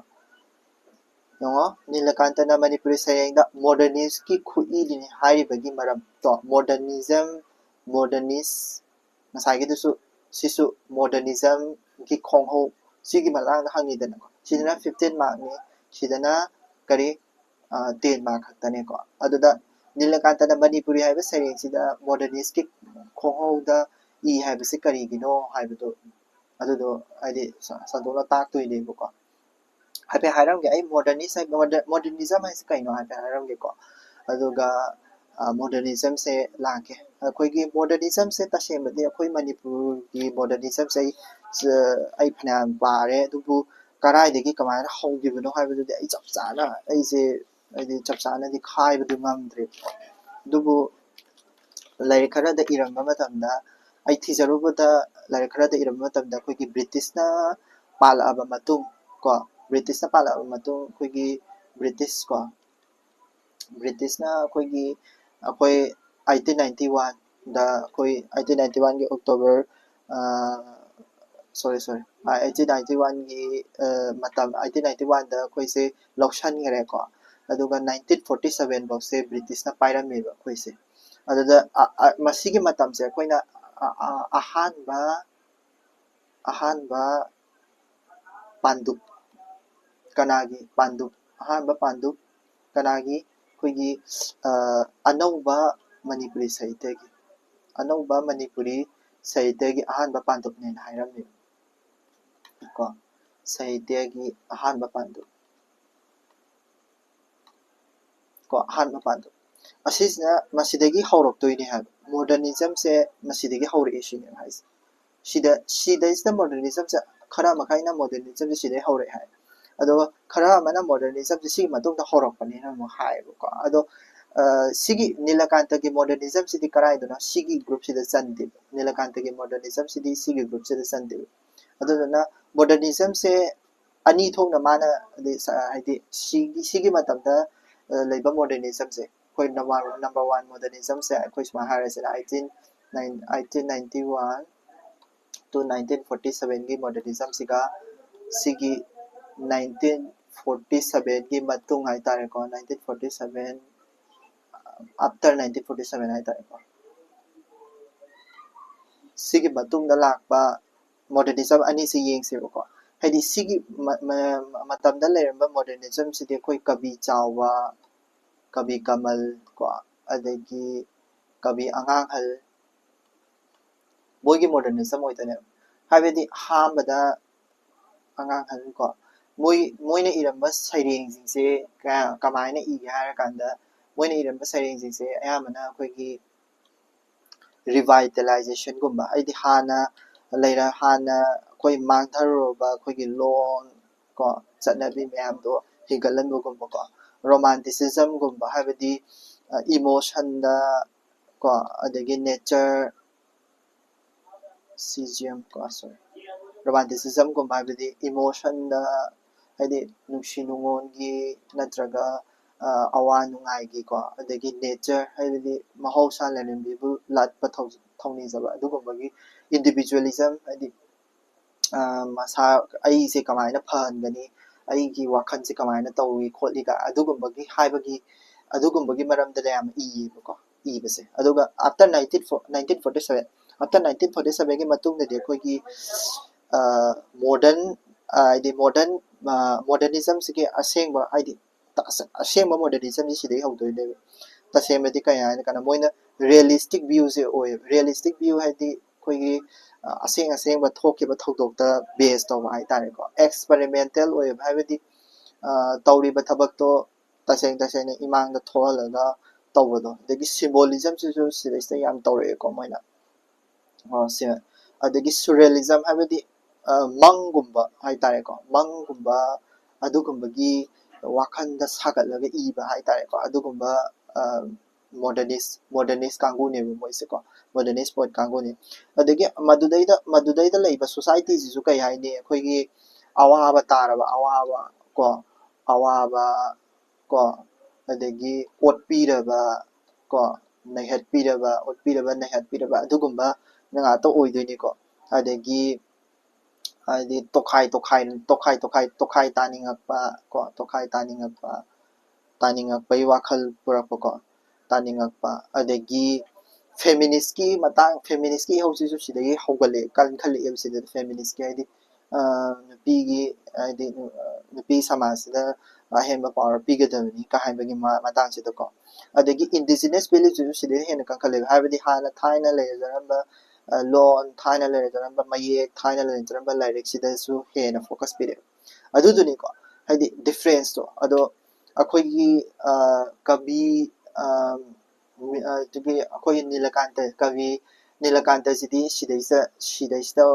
ꯀꯩꯅꯣ 1947ꯒꯤ ꯃꯇꯨꯡꯗ ꯊꯣꯛꯂꯛꯄ ꯀꯕꯤ ꯑꯣꯏꯗꯣꯏꯅꯦꯕ ꯃꯥꯅꯕꯨ ꯌꯥꯝꯕ ꯍꯧꯗꯣꯔꯛꯄ ꯑꯣꯏꯗꯣꯏꯅꯤꯀꯣ ꯃꯣꯗꯔꯅꯤꯁꯇ ꯒꯤ ꯃꯔꯝ ꯑꯗꯨꯗꯨꯒ ꯅꯤꯂꯀꯥꯟꯇꯒꯤ ꯃꯅꯤꯄꯨꯔꯤ ꯀꯧꯕ ꯁꯩꯔꯦꯡꯁꯤꯗꯗꯤ ꯀꯔꯤ ꯌꯥꯎꯒꯦꯕ ꯁꯩꯔꯦꯡꯁꯤꯗꯗꯤ ꯀꯔꯤ ꯌꯥꯎꯒꯦꯕ ꯑꯩ ꯍꯥꯏꯔꯛꯀꯦꯀꯣ ꯁꯩꯔꯦꯡꯁꯤꯗ ꯌꯥꯎꯕꯁꯤꯡꯗꯣ ꯉꯁꯥꯏ ꯑꯦꯛꯖꯥꯝꯄꯜ ꯄꯤꯈꯤꯕꯁꯤꯡꯗꯣ ꯏꯍꯥꯟ ꯍꯥꯟꯕꯗ ꯑꯩꯈꯣꯏ ꯍꯤꯟꯗꯨ ꯙꯔꯃ ꯆꯪꯉꯛꯄꯁꯦ ꯁꯤ 1947 ꯁꯤꯒꯤ ꯃꯃꯥꯡꯗ ꯆꯪꯉꯛꯈ꯭ꯔꯕꯅꯤꯀꯣ ꯃꯣꯗꯔꯅꯤꯁꯀꯤ ꯍꯤꯟꯗꯨ ꯁꯤꯟꯀ꯭ꯔꯅꯥꯏꯖꯦꯁꯟ ꯇꯧꯕꯁꯤꯡꯗꯣ ꯑꯗꯨꯗꯣ ꯃꯥꯅ ꯄꯜꯂꯝꯃꯤꯀꯣ ꯑꯗꯨ ꯃꯣꯗꯔꯅꯤꯁꯀꯤ ꯒ꯭ꯔꯨꯞꯇ ꯆꯜꯍꯟꯕꯁꯨ ꯌꯥꯔꯦꯀꯣ ꯑꯍꯥꯟꯕꯗ ꯔꯊ ꯖꯇ꯭ꯔꯥꯒ ꯇꯧꯕꯗꯣ ꯑꯗꯨꯗꯨꯒꯤ ꯃꯇꯥꯡꯗꯣ ꯐꯖꯅ ꯍꯥꯏꯕ ꯌꯥꯔꯦ ꯒ꯭ꯌꯥꯟ ꯇꯥꯔꯦꯀꯣ ꯑꯗꯒꯤ ꯄꯣꯂꯤꯇꯤꯛꯁꯀꯤ ꯃꯇꯥꯡꯗꯁꯨ ꯑꯩꯈꯣꯏꯒꯤ ꯄꯣꯂꯤꯇꯤꯀꯦꯜ ꯄꯥꯔꯇꯤ ꯃꯌꯥꯝ ꯑꯃ ꯄꯜꯂꯝꯃꯤꯗꯅ ꯂꯥꯏꯛ ꯑꯩꯈꯣꯏꯒꯤ ꯀꯪꯒ꯭ꯔꯦꯁ ꯀꯝꯃꯨꯅꯤꯁ ꯀꯥꯏꯅ ꯄꯜꯂꯝꯕꯗꯣ ꯑꯗꯨꯒꯤ ꯄꯣꯏꯟꯠꯇꯨꯁꯨ ꯍꯥꯞꯆꯟ ꯌꯥꯔꯦ ꯃꯣꯗꯔꯅꯤꯁꯀꯤ ꯃꯥꯒꯤ ꯑꯦꯛꯁꯄ꯭ꯂꯦꯟ ꯇꯧꯕ ꯃꯇꯝꯗꯀꯣ ꯑꯗꯒꯤ ꯒꯥꯟꯙꯤꯒꯁꯨ ꯄꯜꯂꯝꯃꯤꯀꯣ ꯃꯣꯗꯔꯅꯤꯁꯀꯤ ꯏꯁꯨꯗ ꯒꯥꯟꯙꯤ ꯑꯆꯨꯝꯕ ꯀꯔꯥ ꯃꯌꯥꯝ ꯑꯃꯁꯨ ꯄꯜꯂꯝꯃꯤ ꯑꯗꯒꯤ ꯑꯗꯨꯒꯨꯝꯕ ꯃꯌꯥꯝꯗꯨꯁꯨ ꯍꯥꯏꯗꯤ ꯁꯤꯁꯦ ꯍꯥꯏꯔꯤꯕꯁꯤꯡꯁꯦ ꯔꯤꯌꯦꯂꯤꯁꯇꯤꯛ ꯑꯣꯏꯕ ꯑꯦꯛꯖꯥꯝꯄꯜ ꯉꯥꯛꯇꯅꯦꯕ ꯒꯥꯟꯙꯤ ꯑꯆꯨꯝꯕ ꯍꯥꯏꯁꯦ ꯀꯩꯅꯣ ꯔꯤꯌꯦꯂꯤꯁꯇꯤꯛ ꯑꯣꯏꯕ ꯚ꯭ꯌꯨꯗꯅꯤꯀꯣ ꯃꯥ ꯌꯦꯡꯉꯛꯏꯁꯦ ꯑꯗꯒꯤ ꯁꯤꯝꯕꯣꯂꯤꯖꯝꯗ ꯍꯥꯏꯔꯒꯗꯤ ꯁꯤꯝꯕꯣꯜꯗ ꯑꯩꯈꯣꯏꯒꯤ ꯌꯨꯔꯣꯄꯤꯌꯟ ꯀꯥꯡꯕꯨꯁꯤꯡꯁꯤꯕꯨ ꯀꯩꯅꯣꯒ ꯇꯧꯋꯤꯗꯅ ꯉꯁꯥꯏ ꯎꯃꯥꯏꯕꯤ ꯀꯔꯥꯒ ꯆꯥꯡꯗꯝꯅꯩꯗꯅꯀꯣ ꯑꯗꯒꯤ ꯁꯤꯇꯥꯒ ꯀꯩꯅꯣꯒ ꯑꯆꯨꯝꯕꯒ ꯆꯥꯡꯗꯝꯅꯩꯗꯅꯀꯣ ꯑꯗꯨꯒꯤ ꯑꯗꯨꯃꯥꯏꯅ ꯇꯧꯗꯅ ꯍꯥꯏꯗꯤ ꯁꯨꯔꯦꯂꯤꯖꯝ ꯍꯥꯏꯗꯤ ꯗ꯭ꯔꯤꯝ ꯂꯥꯏꯛ ꯁꯤꯆꯨꯋꯦꯁꯟ ꯁꯤꯁꯨ ꯌꯥꯝ ꯌꯥꯎꯕꯅꯤꯀꯣ ꯍꯥꯏꯗꯤ ꯑꯩꯈꯣꯏꯒꯤ ꯑꯉꯛꯄ ꯍꯥꯏꯗꯤ ꯋꯥꯈꯟꯗ ꯁꯤ ꯇꯧꯔꯒꯗꯤ ꯀꯥꯏꯅ ꯈꯟꯖꯕ ꯗ꯭ꯔꯤꯝ ꯂꯥꯏꯛ ꯁꯤꯆꯨꯋꯦꯁꯟ ꯌꯥꯝ ꯁꯣꯁꯥꯏꯇꯤꯗꯁꯨ ꯑꯣꯠꯄꯤꯕ ꯅꯩꯕꯤꯕ ꯍꯥꯏꯗꯤ ꯉꯁꯥꯏꯒꯤ ꯀꯩꯅꯣꯒ ꯃꯥꯟꯅꯗ ꯁꯤꯟꯐꯝꯒ ꯐꯤꯗꯝꯒ ꯃꯤꯁꯛꯅ ꯍꯦꯟꯅ ꯂꯨꯕ ꯍꯥꯏꯅ ꯇꯧꯈꯤꯕꯗꯨ ꯈꯪꯕ꯭ꯔꯥ ꯑꯗꯨꯒꯨꯝꯕꯒꯁꯨ ꯑꯗꯨꯝ ꯍꯥꯏꯗꯤ ꯑꯗꯨꯒꯨꯝꯕꯗꯁꯨ ꯍꯥꯏꯕ ꯌꯥꯏ ꯇꯣꯈꯥꯏ ꯇꯥꯅꯤꯡꯉꯛꯄꯒꯤ ꯋꯥꯈꯜꯂꯣꯟ ꯀꯣ ꯍꯥꯏꯕꯗꯤ ꯑꯩꯈꯣꯏꯒꯤ ꯏꯅꯥꯠ ꯀꯜꯆꯔ ꯍꯥꯏꯗꯤ ꯏꯟꯗꯤꯖꯤꯅꯁ ꯑꯣꯏꯕ ꯐꯦꯃꯤꯅꯤꯁꯇꯁꯨ ꯑꯩꯈꯣꯏ ꯉꯁꯥꯏ ꯈꯝꯕ ꯊꯣꯏꯕꯤꯒꯤ ꯌꯥꯎꯈꯤꯗꯅꯀꯣ ꯊꯣꯏꯕꯤꯅ ꯅꯣꯡꯕꯥꯟ ꯊꯥꯗꯣꯛꯑꯒ ꯆꯠꯈꯤꯕꯒꯤ ꯑꯗꯨꯒꯤ ꯃꯇꯥꯡꯗꯁꯨ ꯍꯥꯏꯐꯦꯠ ꯍꯥꯏꯔꯁꯨ ꯌꯥꯏꯀꯣ ꯑꯗꯣ ꯏꯁ ꯑꯦꯟ ꯑꯦꯚ꯭ꯔꯤ ꯍꯥꯏꯗꯤ ꯃꯅꯤꯄꯨꯔꯒꯤ ꯁꯩꯔꯦꯡꯗꯣ ꯑꯗꯨꯗ ꯌꯥꯎꯔꯤꯕ ꯀꯟꯇꯦꯟꯁꯤꯡꯗꯣꯉꯁꯥꯏꯒꯤ ꯑꯩꯅ ꯉꯁꯥꯏ 1 2 3 4 ꯑꯦꯛꯖꯥꯝꯄꯜ ꯃꯌꯥꯝ ꯄꯤꯈꯤꯕꯁꯤꯡꯗꯣ ꯑꯗꯨꯁꯤꯡꯗꯣ ꯉꯁꯥꯏꯒꯤ ꯁꯤꯒꯤ ꯃꯣꯗꯔꯅꯤꯁ ꯍꯥꯏꯗꯤ 1947ꯒꯤ ꯃꯇꯨꯡꯗ ꯂꯥꯛꯄ ꯃꯣꯗꯔꯅꯤꯁꯀꯤ ꯀꯔꯦꯛꯇꯔ ꯃꯌꯥꯝꯁꯤꯡꯁꯤꯒ ꯑꯃꯃꯝꯇꯪ ꯍꯥꯞꯆꯜꯂꯦꯗꯅꯀꯣ ꯑꯃꯃꯝꯇꯪ ꯍꯥꯞꯆꯜꯂꯒ ꯁꯩꯔꯦꯡꯗꯨꯒꯤ ꯋꯥ ꯃꯆꯪꯗꯣ ꯄꯨꯔꯞ ꯏꯙꯔꯛꯑꯁꯨ ꯌꯥꯏ ꯀꯩꯁꯨ ꯀꯥꯏꯗꯦꯕ ꯈꯪꯕ꯭ꯔꯥ ꯑꯗꯨ ꯑꯣꯏꯇꯥꯔꯗꯤ ꯁꯤ 15 ꯃꯥꯔꯛꯁꯦ ꯑꯗꯨꯝ ꯉꯝꯅꯤ ꯍꯥꯏꯗꯤ 15 ꯃꯥꯔꯛꯁꯤꯗ ꯍꯥꯏꯗꯤ ꯔꯤꯌꯦꯂꯤꯁꯇꯤक सिचुएशनꯗ ꯗꯤꯄꯦꯟड ꯇꯧꯕꯅꯤ ꯔꯤꯌꯦꯂꯤस्टिक सिचुएशनꯗꯤ ꯉꯁꯥꯏꯒꯤ ꯔꯊꯗ꯭ꯔꯇ ꯆꯠꯄ ꯈꯣꯠꯄ ꯍꯤꯟꯗꯨ ꯙꯔꯃ ꯆꯪꯉꯛꯄ ꯄꯣꯂꯤꯇꯤꯀꯦꯜ सिचुएशनꯒꯤ ꯑꯗꯨꯒꯤ ꯃꯤ ꯑꯃꯒ ꯍꯥꯠꯅꯕ ꯑꯦꯇꯣꯝ ꯕꯣꯝ ꯊꯥꯗꯕ ꯑꯗꯨ ꯃꯌꯥꯝꯁꯤꯗꯗꯤ ꯒꯥꯟꯙꯤꯒꯤ ꯑꯦꯛꯁꯄꯦꯔꯤꯃꯦꯟꯇꯦꯜ ꯑꯍꯤꯡꯁꯥ ꯑꯗꯨ ꯉꯁꯥꯏꯒꯤ ꯀꯩ ꯍꯥꯏꯅꯤ ꯑꯦꯛꯁꯄꯦꯔꯤꯃꯦꯟꯇꯦꯜꯗꯁꯨ ꯉꯁꯥꯏꯒꯤ ꯀꯩ ꯍꯥꯏꯅꯤ ꯑꯩꯈꯣꯏ ꯃꯅꯤꯄꯨꯔꯁꯦ ꯐꯍꯟꯒꯦ ꯍꯥꯏꯇꯥꯔꯒꯗꯤ ꯀꯃꯥꯏꯅ ꯀꯔꯤ ꯇꯧꯔꯒꯗꯤ ꯐꯍꯟꯕ ꯌꯥꯏ ꯈꯣꯠꯄ ꯌꯥꯏ ꯀꯥꯏꯅꯒ ꯉꯁꯥꯏ ꯋꯥꯈꯟꯗ ꯅꯤꯡꯁꯤꯡꯉꯛꯈꯤꯅꯤꯒ ꯍꯥꯏꯕꯗꯣꯀꯣ ꯗ꯭ꯔꯤꯝꯗꯨꯅꯦꯕ ꯁꯣꯔꯦꯂꯤꯖꯝ ꯗ꯭ꯔꯤꯝ ꯍꯥꯏꯗꯨ ꯀꯩꯅꯣ ꯑꯩꯈꯣꯏꯒꯤ ꯇꯨꯡꯗ ꯅꯤꯡꯁꯤꯡꯉꯛꯄ ꯍꯥꯏꯗꯤ ꯗꯨꯁꯟꯇꯅ ꯀꯩꯅꯣ ꯍꯥꯏꯗꯤ ꯁꯀꯨꯟꯇꯂꯥ ꯅꯤꯡꯁꯤꯡꯂꯛꯄꯗꯣ ꯑꯗꯨꯃꯥꯏꯅ ꯑꯗꯨ ꯁꯣꯔꯦꯂꯤꯖꯝꯗ ꯆꯪꯍꯜꯂꯣ ꯑꯗꯨꯃꯥꯏꯅ ꯁꯣꯁꯥꯏꯇꯤꯗꯣ ꯃꯇꯝꯗꯨꯗ ꯂꯩꯔꯝꯕ ꯁꯣꯁꯥꯏꯇꯤ ꯃꯌꯥꯝꯗꯨꯁꯨ ꯀꯣ ꯑꯗꯨꯁꯤꯡꯗꯨꯁꯨ ꯆꯤꯡꯍꯜꯂꯣ ꯑꯗꯨꯒ ꯁꯤꯒꯤ ꯀꯣꯏꯁꯟ ꯑꯅꯤꯁꯦ ꯇꯧꯕ ꯉꯝꯃꯅꯦꯕ ꯁꯤꯁꯨ ꯅꯤꯂꯀꯥꯟꯇꯅ ꯃꯅꯤꯄꯨꯔꯤ ꯁꯩꯔꯦꯡꯕꯨ ꯃꯣꯗꯔꯅꯤꯖꯝꯒꯤ ꯈꯨꯠꯏꯗ ꯍꯥꯏꯔꯤꯕꯒꯤ ꯃꯔꯤꯛ ꯆꯨꯝꯅ ꯅꯩꯅꯧ ꯍꯥꯏꯁꯤꯁꯨ ꯏꯕ ꯉꯝꯃꯅꯤꯀꯣ ꯌꯥꯔꯅꯤꯀꯣ ꯁꯤꯁꯦ ꯍꯥꯏꯗꯤ ꯁꯤꯁꯦ ꯇꯧꯔꯒꯗꯤ ꯉꯁꯥꯏꯒꯤ ꯀꯣꯏꯁꯟ ꯑꯅꯤꯁꯦ ꯈꯨꯝ ꯉꯝꯃꯦ 2021ꯗ ꯑꯃ 2015ꯗ ꯑꯃ ꯍꯪꯉꯤꯁꯦꯀꯣ ꯑꯗꯨꯒ 2025 ꯍꯟꯗꯛ ꯆꯍꯤ ꯍꯪꯕꯀꯣ ꯉꯔꯥꯡ ꯅꯍꯥꯟ ꯇꯧꯈꯤꯕꯁꯦ ꯁꯤꯗꯩꯁꯤꯗ ꯍꯪꯕ ꯑꯦꯂꯥꯡꯕꯝ ꯅꯤꯂꯀꯥꯟꯇꯒꯤ ꯔꯤꯌꯦꯂꯤꯁ ꯄꯣꯏꯠ ꯑꯃꯅꯤ ꯍꯥꯏꯕꯁꯤꯗ ꯃꯍꯥꯛꯀꯤ ꯃꯅꯤꯄꯨꯔꯤ ꯁꯩꯔꯦꯡꯗ ꯃꯤꯠꯌꯦꯡ ꯊꯝꯂꯒ ꯅꯩꯅꯔꯨ ꯔꯤꯌꯦꯂꯤꯁ ꯍꯥꯏꯁꯦ ꯀꯩꯅꯣ ꯉꯁꯥꯏꯒꯤ ꯃꯣꯗꯔꯅꯤꯁꯇꯨꯒꯤ ꯃꯅꯨꯡꯗ ꯆꯟꯗꯣꯏꯅꯦꯕ ꯃꯣꯗꯔꯅꯤꯁꯀꯤ ꯃꯅꯨꯡꯗ ꯆꯟꯗꯣꯏꯅꯦ ꯃꯣꯗꯔꯅꯤꯁꯁꯦ ꯑꯅꯤ ꯊꯣꯛꯅ ꯈꯥꯏꯗꯣꯛꯈꯤ ꯑꯗꯨꯗꯩꯗ after 1947 after 1947ꯒꯤ ꯃꯇꯨꯡꯗ ꯂꯥꯛꯄ ꯃꯣꯗꯔꯅꯤꯁ ꯀꯥꯡꯕꯨꯗꯨꯕꯨ ꯑꯩꯈꯣꯏꯅ ꯔꯤꯌꯦꯂꯤꯁꯀꯤ ꯃꯑꯣꯡꯗ ꯆꯠꯂꯦꯅ ꯍꯥꯏꯗꯣꯏꯅꯦ ꯑꯗꯨꯒꯤ ꯔꯤꯌꯦꯂꯤꯁ ꯑꯣꯏꯕ ꯀꯥꯡꯕꯨꯁꯤꯡꯗꯣ ꯑꯗꯨꯗꯨꯒꯤ ꯃꯇꯥꯡꯗꯅꯦꯕ ꯌꯦꯡꯉꯨꯀꯣ ꯃꯇꯝꯗꯨꯗ ꯁꯣꯁꯥꯏꯇꯤꯗꯨꯗ ꯂꯩꯔꯝꯕ ꯑꯩꯈꯣꯏꯒꯤ ꯔꯤꯌꯦꯂꯤꯁ ꯍꯥꯏꯇꯥꯔꯦ ꯃꯇꯝꯗꯨꯗ ꯂꯩꯔꯝꯕ ꯔꯤꯌꯦꯂꯤꯁ ꯀꯥꯡꯕꯨꯁꯤꯡꯁꯦ ꯃꯥ ꯃꯊꯟꯇ ꯅꯠꯇꯦꯕ ꯅꯤꯂꯀꯥꯟꯇ ꯃꯊꯟꯇ ꯅꯠꯇꯦꯕꯀꯣ ꯑꯇꯣꯞꯄ ꯄꯣꯏꯠ ꯃꯌꯥꯝ ꯑꯃꯁꯨ ꯂꯩꯀꯣ ꯑꯗꯔ ꯄꯣꯏꯠꯁ ꯂꯥꯏꯛ ꯑꯩꯈꯣꯏꯒꯤ ꯊꯥꯡꯁꯝ ꯏꯕꯣꯞꯁꯛ ꯁꯤ ꯃꯃꯥꯡꯗ ꯅꯩꯅꯈꯤꯕꯗꯣ ꯑꯩꯈꯣꯏ ꯀꯣ ꯊꯥꯡꯁꯝ ꯏꯕꯣꯞꯁꯛ ꯀꯣ ꯑꯗꯒꯤ ꯌꯨꯝꯂꯦꯝꯕꯝ ꯏꯕꯣꯝꯆꯥ ꯀꯣ ꯌꯨꯝꯂꯦꯝꯕꯝ ꯏꯕꯣꯝꯆꯥ ꯁꯨꯝ ꯍꯤꯁꯇ꯭ꯔꯤꯗꯣ ꯈꯤꯇꯪ ꯍꯥꯏꯔꯝꯕꯅꯤꯀꯣ ꯑꯗꯨꯒ ꯑꯥꯔ ꯀꯦ ꯕꯨꯕꯣꯟꯁꯅꯥ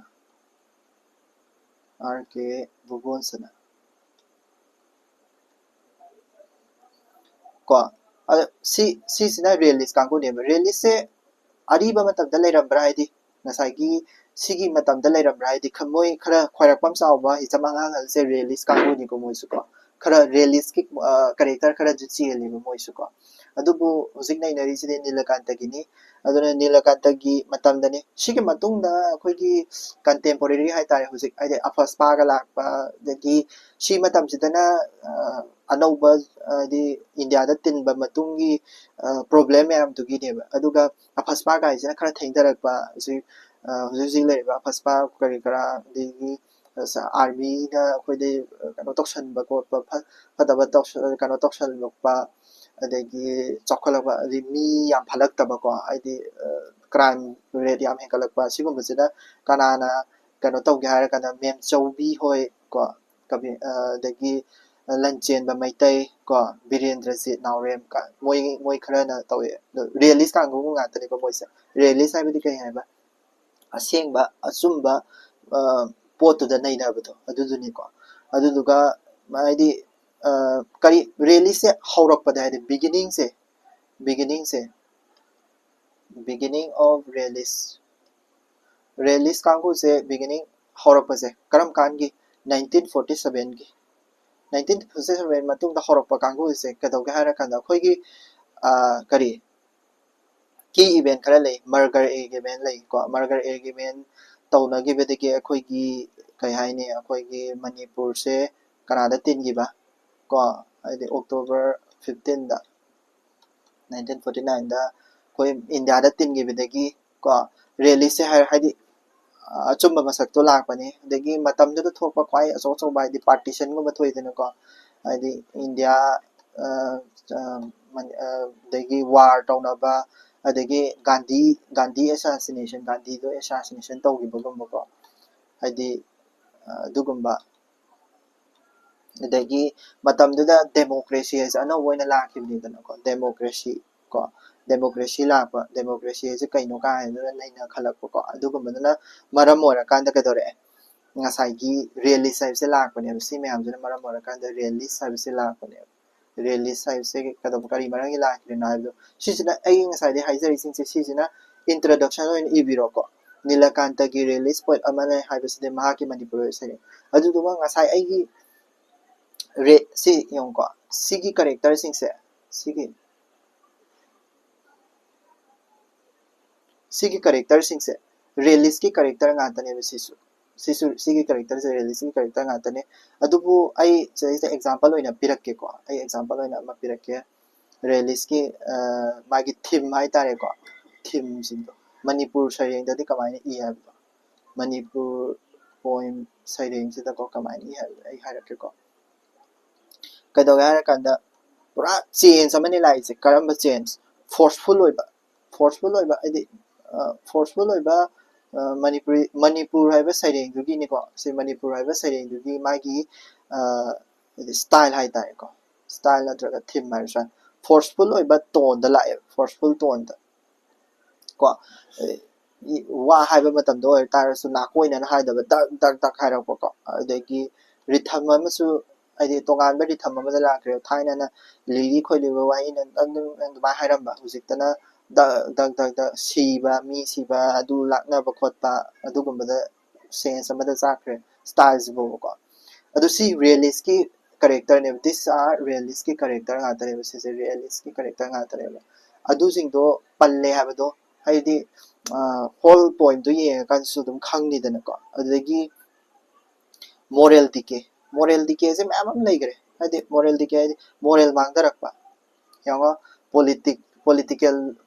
ꯄꯣꯂꯤꯇꯤꯛꯁꯀꯤ ꯍꯧꯖꯤꯛꯇꯁꯨ ꯃꯌꯥꯝ ꯑꯃ ꯑꯦꯛꯖꯥꯝꯄꯜ ꯄꯤꯈ꯭ꯔꯦ ꯄꯣꯂꯤꯇꯤꯛꯁꯇ ꯃꯥꯡꯊꯔꯛꯄ ꯑꯗꯒꯤ ꯍꯥꯏꯗꯤ ꯁꯃꯥꯖꯀꯤ ꯍꯧꯖꯤꯛ ꯊꯥꯏꯅꯗꯤ ꯈꯝꯕ ꯊꯣꯏꯕꯤ ꯃꯇꯝꯗꯗꯤ ꯅꯨꯄꯤꯕꯨ ꯋꯥꯡꯅ ꯊꯝꯃꯝꯃꯤ ꯍꯧꯖꯤꯛꯇꯤ ꯅꯥꯠ ꯀꯜꯆꯔ ꯃꯥꯡꯊꯔꯛꯄ ꯀꯣ ꯑꯗꯒꯤ ꯐꯦꯃꯤꯅꯤꯖꯝꯗ ꯃꯥꯡꯊꯔꯛꯄ ꯀꯣ ꯑꯗꯒꯤ ꯑꯆꯨꯝꯕ ꯍꯥꯏꯗꯤ ꯇ꯭ꯔꯨꯠ ꯂꯩꯔꯛꯇ꯭ꯔꯕ ꯍꯨꯔꯥꯟ ꯆꯤꯟꯊꯤ ꯌꯥꯝ ꯍꯦꯟꯒꯠꯂꯛꯄ ꯀ꯭ꯔꯥꯏꯝ ꯃꯣꯔꯦꯜ ꯗꯤꯀꯦ ꯉꯥꯛꯇꯅꯤꯀꯣ ꯑꯗꯨꯒꯨꯝꯕ ꯃꯌꯥꯝ ꯑꯃ ꯂꯩꯔꯛꯄ ꯀꯣ ꯑꯗꯒꯤ ꯑꯥꯏꯗꯦꯟꯇꯤꯇꯤ ꯃꯥꯡꯉꯛꯄ ꯃꯁꯥꯁꯦ ꯈꯪꯖꯤꯜꯂꯛꯇꯕ ꯑꯥꯏꯗꯦꯟꯇꯤꯇꯤ ꯃꯥꯡꯁꯤꯜꯂꯛꯄ ꯃꯥꯒꯤ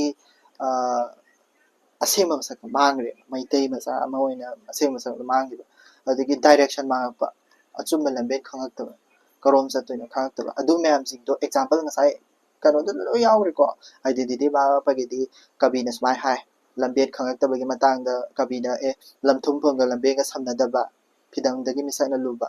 ꯀꯣ ꯅꯤꯡꯁꯤꯡꯂꯤꯕꯗ ꯏꯃꯥꯒ ꯍꯥꯏꯔꯤꯕ ꯃꯌꯥꯝꯁꯤꯡꯗꯣ ꯑꯗꯨꯁꯤꯡꯗꯣ ꯃꯆꯥꯗ ꯀꯣꯠ ꯇꯧꯔꯒ ꯗꯥꯏꯔꯦꯛꯁꯟ ꯃꯥꯡꯕꯒꯤ ꯀꯣ ꯍꯌꯦꯡ ꯍꯣꯞ ꯂꯩꯔꯛꯇꯕ ꯍꯣꯞꯂꯦꯁ ꯑꯣꯏꯔꯛꯄ